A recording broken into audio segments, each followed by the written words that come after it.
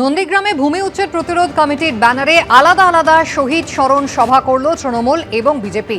আজ সকালে ভাঙাবেড়া ব্রিজের কাছে মোমবাতি মিছিল করল তৃণমূল কংগ্রেস। মিছিলের পরে শহীদ বেদিতে মাল্যদান করেন তারা। স্থানীয় তৃণমূল নেতৃত্বের সঙ্গে ছিলেন তৃণমূল মুখপাত্র রিজু দত্ত। সেই ভাঙাবেড়া ব্রিজ থেকে 200 মিটার দূরে কর্মসূচি পালন করেন বিরোধী দলনেতা শুভেন্দু অধিকারী।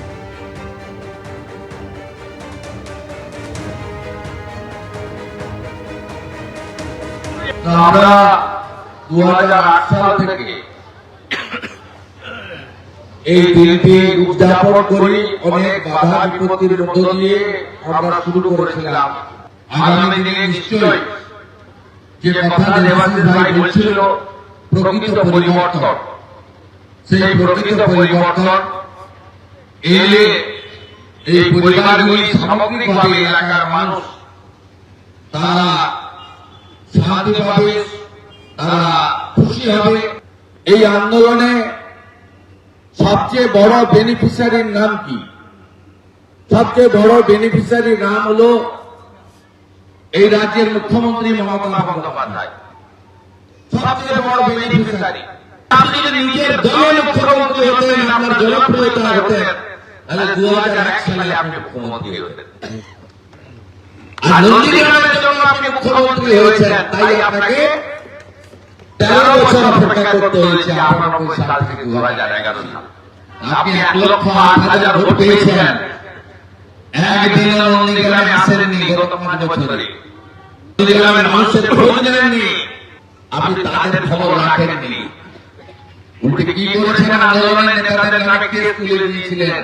বরেণ্য তো নেই কিছু, আরো আন্দোলনের সঙ্গে যারা ছিল প্রত্যেককে আপনি বিপদে ফেলে দিয়ে চলে গেছেন। পাল্টা তৃণমূল কংগ্রেস মুখপাত্র রিজু দত্ত তিনি আক্রমণ জানিয়েছেন বিরোধী দলনেতার উদ্দেশ্যে। নন্দীগ্রামের মানুষকে শুভেন্দু অধিকারী বোকা বানিয়েছেন, তাই নন্দীগ্রামের মানুষ চাইছেন তাকে এখান থেকে উপড়ে ফেলে দিতে।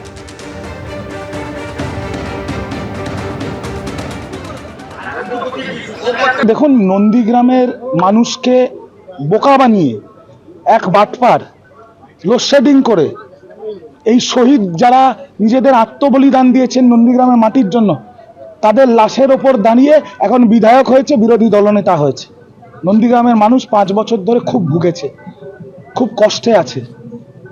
তাদের মনের কথাটা আমি শুধু স্টেজে বলেছি।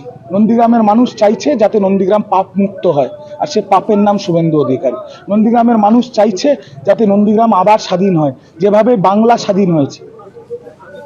আর আগামী 2026-এর যে বিধানসভা 3 মাস বাদে হবে, সেই বিধানসভায় আমি আপনাকে দায়িত্ব নিয়ে বলছি, নন্দীগ্রামের মানুষ প্রতিজ্ঞাবদ্ধ যে তারা এই বাটপারকে ছুঁড়ে ফেলে দেবে।